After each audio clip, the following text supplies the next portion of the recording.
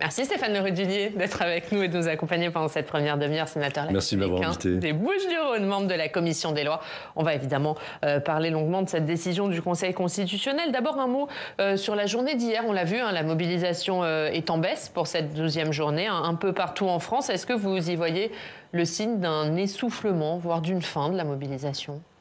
Écoutez, moi, ce qui m'a le plus marqué, si vous permettez, c'est quand même des factieux qui sont autour du Conseil constitutionnel pour faire le siège de notre État de droit.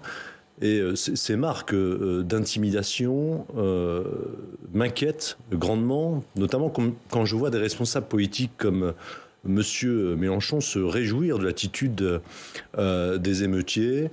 C'est quand même un des piliers de nos institutions. Et je vois dans l'attitude de Mélenchon une sorte d'Hugo Chavez à la française, ce qui m'inquiète sur ses objectifs finaux. Et ça, je pense que l'ensemble des Républicains, quel que soit ce qu'ils pensent sur la réforme des retraites, devraient prêter attention, d'autant plus que la France insoumise est rentrée, si j'ose dire, dans le Parlement, à l'Assemblée nationale. Donc, quels sont les objectifs finaux pour vous ? Je pense que c'est déstabiliser la Ve République. Il l'annonce clairement, il veut une 6e République. Donc il veut un climat insurrectionnel, révolutionnaire, un peu comme la terreur de 1792 à 95. Et ça, c'est très inquiétant pour la démocratie, mais également pour l'avenir de la composition du paysage politique. Vous parlez de Jean-Luc Mélenchon, il y a Olivier Matteux, que vous connaissez, c'est le secrétaire général de la CGT dans les Bouches-du-Rhône. Il écrit ceci: le Conseil constitutionnel aurait tout intérêt à se ranger du côté du peuple. Toute autre décision serait un acte contre les travailleurs et nous devrons en tirer les conséquences. Qu'est-ce que vous pensez de ces Le Conseil constitutionnel, il juge d'abord en droit. Qu'il y ait effectivement une dimension politique dans sa décision, c'est tout à fait logique. Mais il a deux types de contrôle de constitutionnalité à faire. Le premier, c'est le contrôle de constitutionnalité externe sur la procédure qui a été utilisée ou les procédures pour fabriquer cette fameuse loi. Et là, c'est du tout ou rien. Soit il retoque l'ensemble du texte, soit il dit non, tout compte fait. On va en parler sur le fond, mais est-ce que dans la déclaration d'Olivier Matteux, vous voyez une forme de pression dans le Conseil constitutionnel que vous condamnez ? Bien sûr, le Conseil constitutionnel est indépendant. Ce sont 9 sages qui doivent, et ça a été dit, de manière la plus sereine possible, à huis clos, pour ne pas être justement soumis aux pressions extérieures, prendre leurs décisions, mais d'abord sur l'angle du droit. Et vous craignez que ce ne soit pas le cas ? Vous craignez qu'il y ait une forme de pression ? Je pense que pas mal de Français découvrent les missions du Conseil constitutionnel. Je pense qu'ils rendent 200 décisions par an quand même. Donc ils ont l'habitude. Bon, là c'est un texte quand même très sensible, mais il y en a eu d'autres sous la Ve République. Pour terminer sur la mobilisation, les syndicats donnent rendez-vous le 1er mai. Pour vous, ça va redonner du souffle à la mobilisation sociale, cette journée du 1er mai ? Écoutez, on verra bien. Ce qui est sûr, c'est qu'il y a une colère sociale dans notre pays. Et ça, il faut le prendre en considération. Et il faut un changement de méthode du gouvernement. Il faut apaiser les choses et il faut réinstaurer un dialogue social, notamment avec les partenaires sociaux et les syndicats.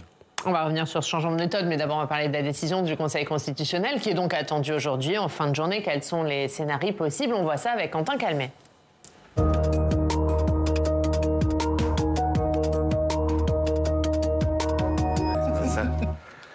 Bonjour Quentin. Bonjour Ariane, bonjour Stéphane Le Rudulier. Et Quentin, tous les regards sont donc aujourd'hui tournés vers la rue de Montpensier, là où siègent les 9 juges constitutionnels. Alors on peut commencer d'abord par rappeler qui sont les membres du Conseil constitutionnel. Voilà, on parle des 9 sages, effectivement, de la rue Montpensier. Ces 9 personnalités nommées pour un mandat de 9 ans, tous les 3 ans. Le président de la République, celui du Sénat et celui de l'Assemblée nationale choisissent chacun un nouveau membre. Voici donc sa composition actuelle. Laurent Fabius préside ce conseil. Il a été nommé par François Hollande. Autre Premier ministre, Alain Juppé, a été nommé par Richard Ferrand en 2019. Jacqueline Gourault et Jacques Mézard sont 2 anciens ministres ministres qui étaient sénateurs également, on les connaît bien ici au Palais du Luxembourg, eux ont été nommés par Emmanuel Macron. François Pillet, ensuite Michel Pineau et François Sonners ont tous été nommés par Gérard Larcher. Alors Michel Pineau, il est un ancien juriste du Conseil d'État nommé au Conseil constitutionnel en 2016. François Sonners est un ancien haut fonctionnaire nommé l'année dernière. Autre membre, Véronique Malbec, a été nommée par Richard Ferrand. Elle est magistrate, ancienne procureure générale à Versailles et à Rennes. Et enfin, on termine avec Corinne Lukens, qui est une personnalité que l'on voyait souvent derrière le président de l'Assemblée nationale aux questions d'actualité au gouvernement. Elle était secrétaire générale de l'Assemblée nationale. Au fil des réformes constitutionnelles, Oriane, les juges ont gagné de plus en plus de pouvoir, notamment depuis la révision constitutionnelle de 2008. Le Conseil constitutionnel est maintenant de plus en plus proche d'une Cour suprême sur le modèle américain qui vient trancher des débats juridiques autour des dispositions contestées de telle ou telle loi. Alors, ce sont donc, Quentin, ces 9 juges qui vont délibérer, arbitrer les recours déposés contre la réforme des retraites. Leur décision sera connue en fin d'après-midi. Quels sont les différents scénarios possibles ? La question est de savoir si les juges vont censurer la réforme des retraites ou s'ils vont la valider entièrement. Et s'ils censurent la réforme, ils peuvent décider de ne censurer que certains articles sur les 20 que compte la réforme des retraites. On pense notamment à l'index senior ou encore le CDI senior, deux mesures qui faisaient partie de l'article 2 de cette réforme. Ces deux mesures pourraient être considérées comme hors sujet des cavaliers avec une loi de financement de la sécurité sociale puisque c'était le véhicule choisi par le gouvernement. Les députés et sénateurs de gauche espèrent la censure totale, même si c'est le scénario le moins probable. Ils ont plaidé devant le Conseil constitutionnel. Alors eux, ils ont plusieurs arguments pour la censure complète. La limitation des débats à 50 jours, les mesures hors sujet que l'on vient d'évoquer, et enfin les différentes procédures pour accélérer le débat. Tout cela, bien, cela a fait qu'il y avait plus de sincérité dans les débats, c'est le terme.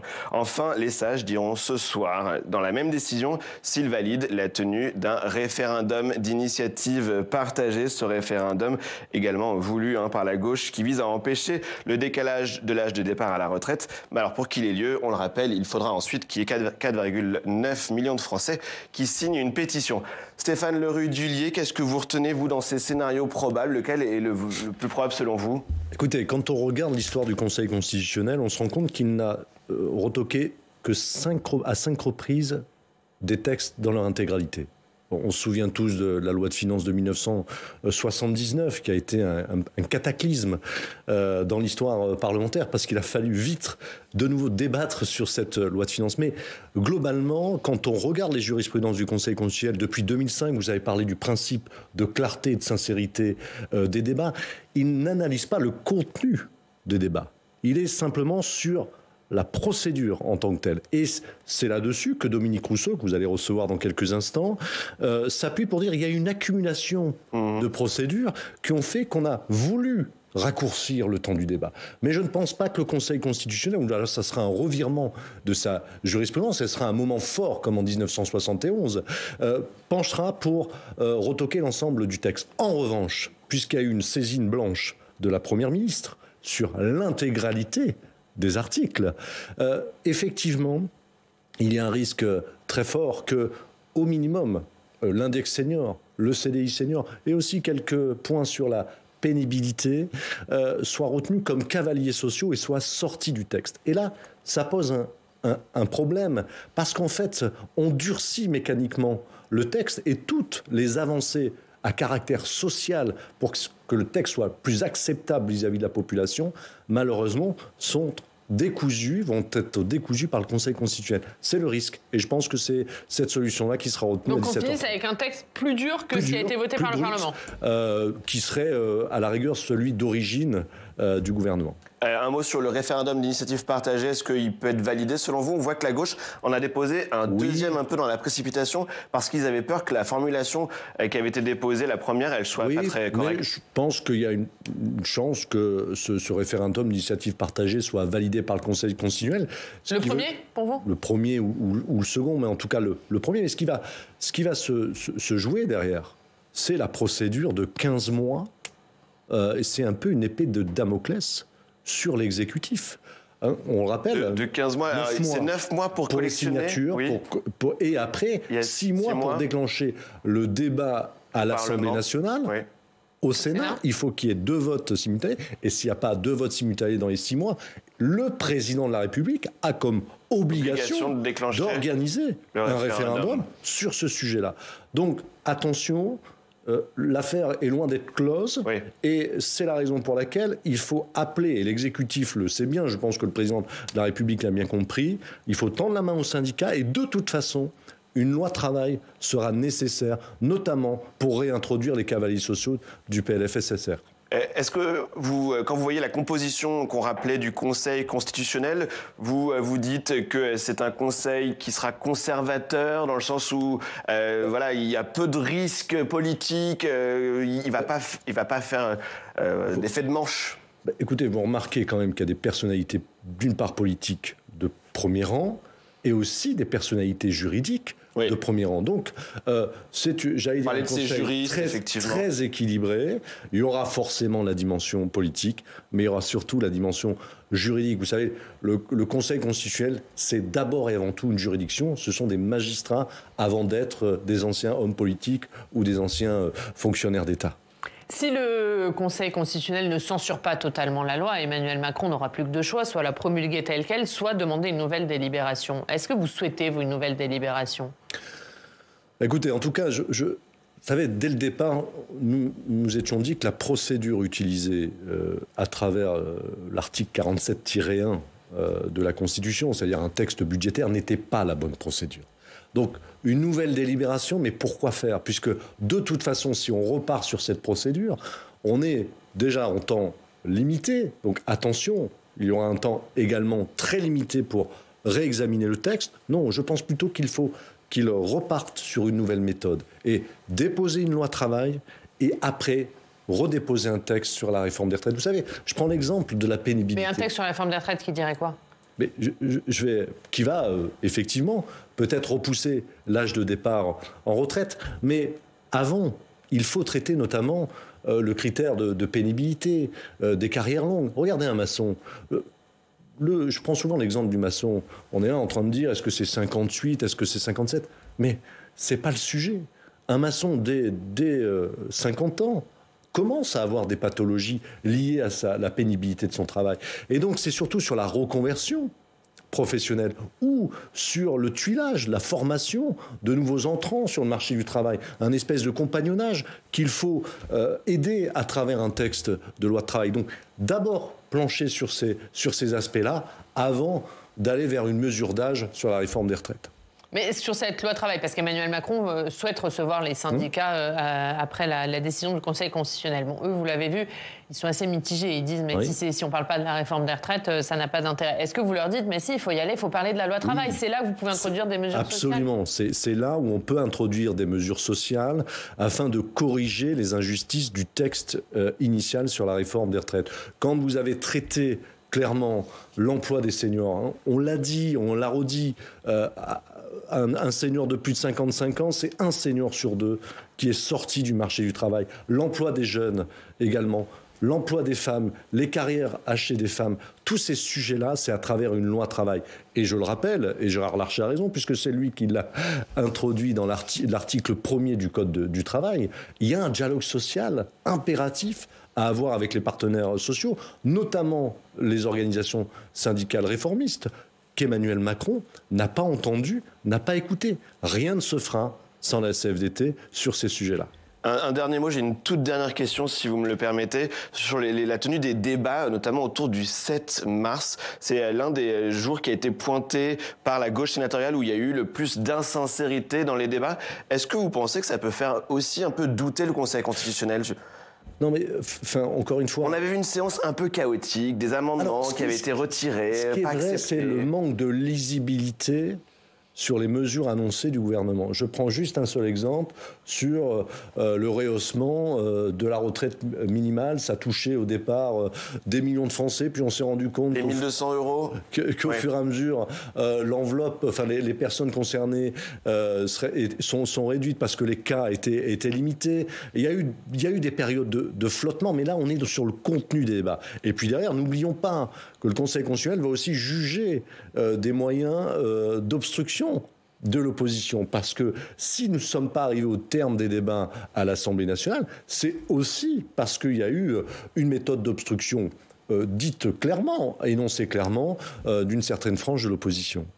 Merci Quentin. Merci Oriane. À tout à l'heure dans le club, on parlera du référendum décisif partagé.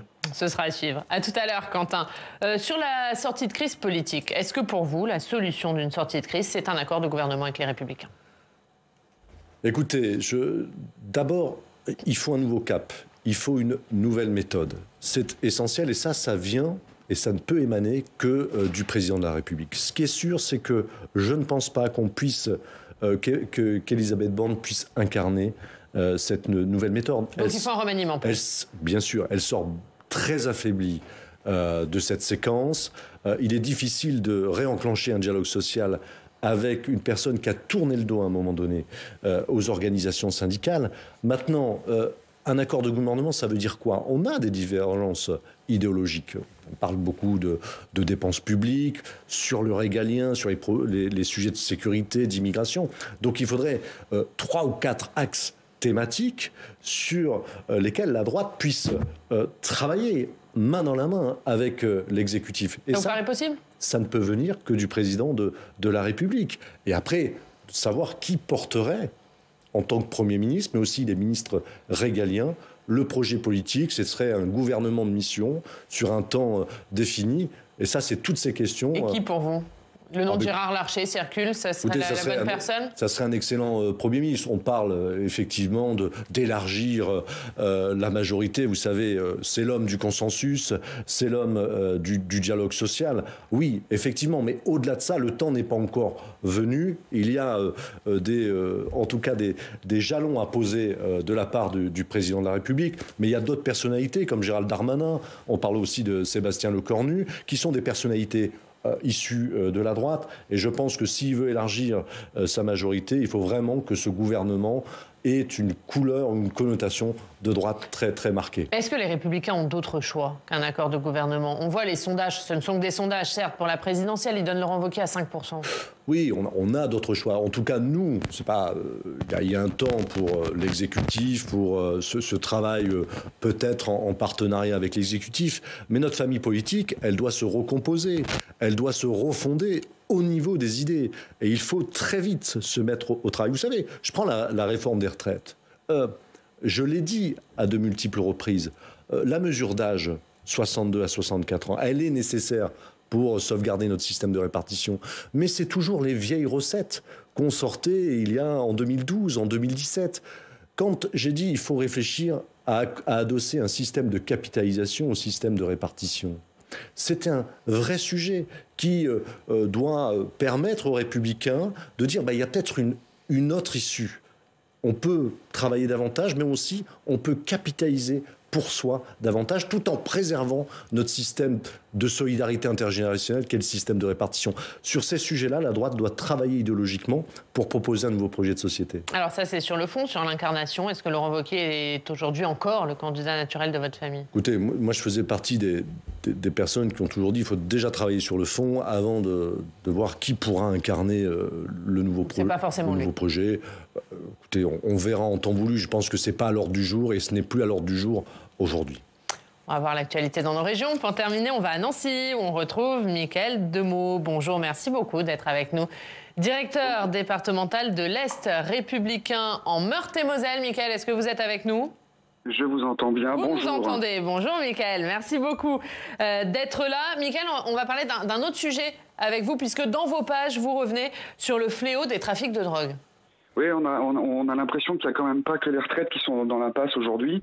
Nous, tous les jours, au groupe EBRA et à l'Est républicain, monsieur le sénateur, on relate, vous le savez bien, des affaires de drogue, du trafic de drogue. Alors, il y a quelques semaines, vous avez interpellé le ministre de l'Intérieur sur le laxisme supposé de l'État. Mais est-ce qu'il y a plus de 10 ans, une douzaine d'années, une quinzaine d'années, votre formation politique, est-ce qu'elle a donné assez de moyens aux forces de l'ordre pour lutter contre ces trafics ? Écoutez, j'ai interpellé le ministre de la Justice plus précisément parce que, en fait, il y a eu des moyens, je pense notamment sur Marseille, de déployer. Il y a eu 300 policiers supplémentaires, 3 compagnies de CRS. Mais le problème de notre pays sur le trafic de drogue, c'est en fait la rupture sur la chaîne pénale. On a l'impression que les têtes de réseau sont dans une forme totale d'impunité. Et quand j'ai alerté le ministre de la Justice, j'ai dit attention, il y a des dossiers sur des homicides, des règlements de compte qui sont classés sans suite par le procureur de la République. Et si vous voulez lutter efficacement contre le trafic de drogue, il faut s'en prendre d'une part aux têtes de réseau, avec des peines beaucoup plus fermes. On parle de 20, 30 ans. Aujourd'hui, les peines prononcées, en moyenne, c'est de 6 à 10 ans pour la tête de réseau. Et ces personnes-là continuent à exercer leur influence sur les quartiers, notamment les quartiers nord de Marseille, même quand ils sont incarcérés. Il y a véritablement un premier sujet. Et puis le deuxième sujet, c'est le sujet des consommateurs. Effectivement, les amendes forfaitaires mises en place de 200 € ne sont pas assez dissuasives. Un consommateur pris sur le fait doit avoir au minimum une amende de 1 500 €. En tout cas, c'est une proposition que j'avais faite. Et si dorénavant il y a récidive, eh bien c'est une obligation de soins par rapport à l'addiction. Vous voyez, donc c'est pas uniquement un problème de moyens humains et notamment en termes de sécurité, c'est aussi une réforme de notre chaîne pénale sur ce sujet.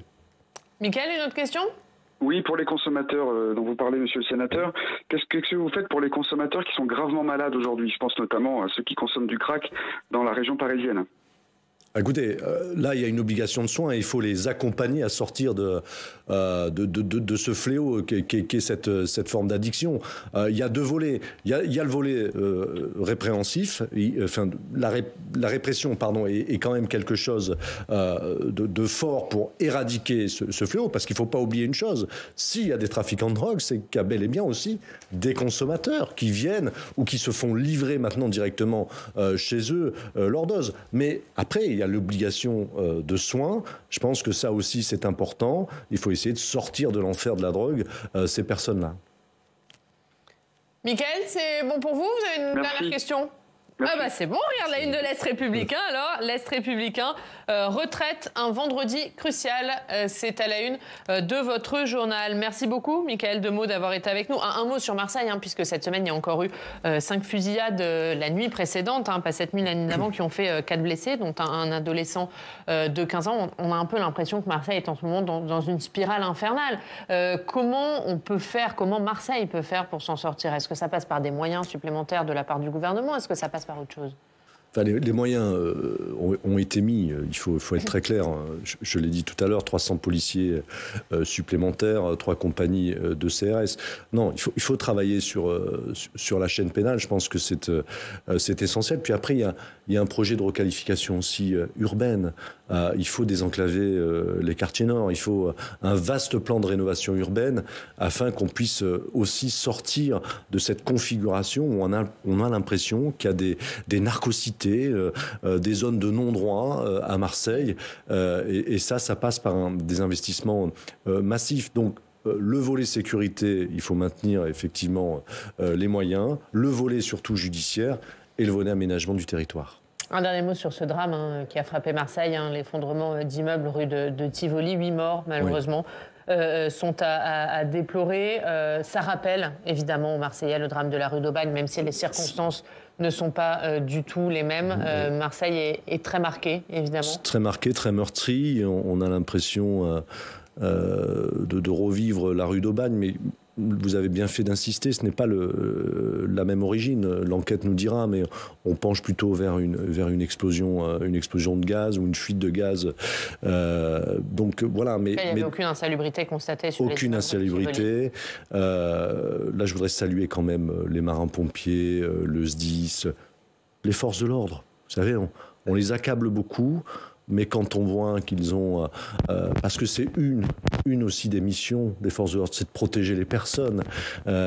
Également, toutes les partenaires institutionnels, la mairie, le conseil départemental, la métropole, ce sont des acteurs quand même qui ont essayé d'atténuer le choc psychologique des Marseillais. Et puis, il y a eu cette forme de solidarité. Vous savez, vous avez eu des commerçants qui sont venus spontanément apporter de la nourriture, des Marseillais qui sont venus spontanément apporter des vêtements parce que les personnes ont été évacuées en 10 minutes. On leur a demandé à minuit, 1h du matin de quitter leur appartement. Ils étaient totalement démunis. Et c'est cette forme de solidarité qui est aussi importante. Vous savez, Marseille, ce n'est pas que le trafic de drogue, ce n'est pas que l'effondrement d'immeubles. Malheureusement, c'est aussi des Marseillais qui ont le cœur chaud et qui sont solidaires. Et on pense évidemment aux Marseillais. Merci Absolument. Beaucoup. Merci Stéphane Le Rudulier d'être venu ce matin et d'avoir été notre invité.